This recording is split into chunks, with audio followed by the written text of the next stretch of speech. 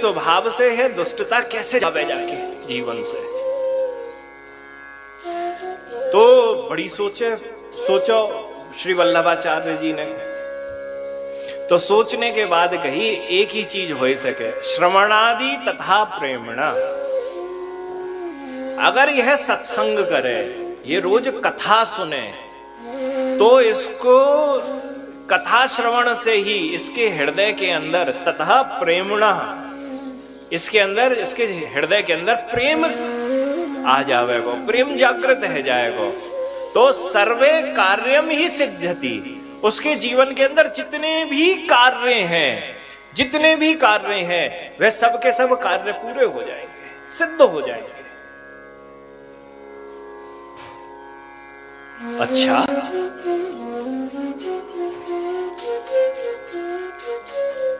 कथा सुने और कथा सुनते ही हम प्रेमी बन गए, रसिक बन गए। तो कथा तो हम बहुत पहले से सुन रहे हैं, अभी तक प्रेमी तो बने ना है। अब कथा कैसे सुन रहे हैं? तो गीता जी के हमें 18वें अध्याय 54वां श्लोक है, ब्रह्मभूतः प्रसन्नात्मा न सोचति न कांक्षति समः सर्वेषु भूतेषु मदभक्तिं लभते परम।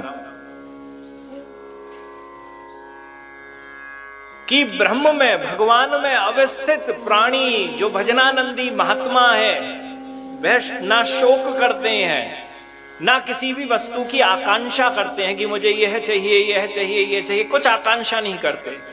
वह तो हर समय, हर स्थिति परिस्थिति के अंदर समदर्शी होते हैं, एक जैसा भाव ही उनमें रहता है, और समदर्शी होकर ही वह प्रेम की प्राप्ति को कर पाते हैं। तो आचार्य पाद ने अपनी टीका के अंदर लिखा है, बड़ी अच्छा भाव है, अत्र तु हृदय रोकः अपनहानात् पूर्व में परम भक्ति प्राप्ति ही तस्मात् परम बल वदे वेदम साधनम इति भावः। श्री सनातन गोस्वामी बात कहते हैं अपनी टीका के अंदर, श्री गीता जी के अनुसार पहले हृदय रोग का हृदय में जो लगे हुए रोग है ना, हमारे पास मद मात्सर्य सब, लोभ आदि सब जितना लगा हुआ है, ईर्ष्या लगी हुई है, वह सब पहले हमारे पास से जाती है, चली जाती है, पहले उसका विनाश होता है, उसके बाद जाके प्रेम की प्राप्ति होती है। मतलब पहले जितने हमारे दुर्गुण हैं वे सब हमारे पास से चले जाएं, तो जब चले गए तो उसके बाद भगवान श्री कृष्ण के प्रेम की प्राप्ति होती है। परंतु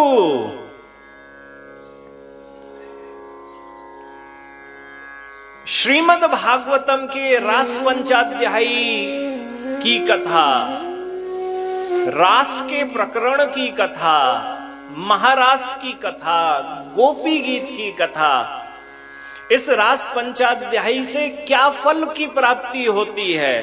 तो रास पंचाध्यायी के आखिरी श्लोक में इस रास पंचाध्यायी की महिमा को गाया हुआ है।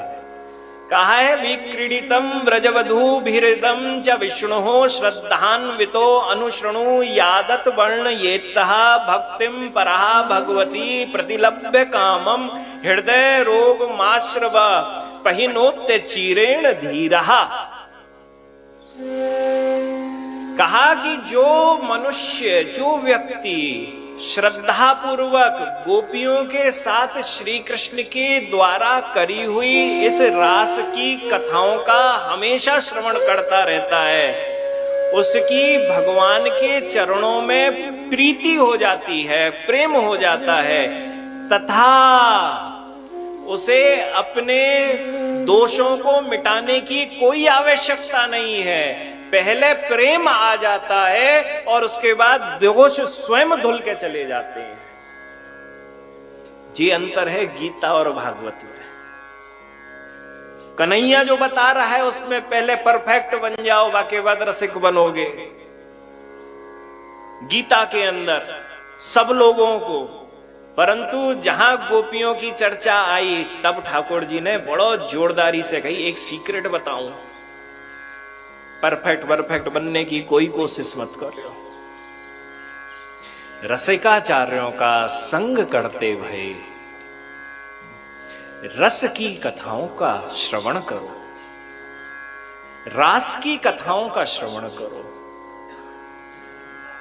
उस रास की कथाओं का श्रवण करने से तुम्हारे हृदय के अंदर प्रेम की उत्पत्ति हो जाएगी और उसी प्रेम से तुम्हारे हृदय रोग जितने भी हैं उन सब का नाश हो जाएगा।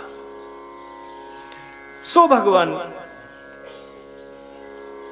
यह कथा श्रद्धावान व्यक्ति को ही सुननी चाहिए।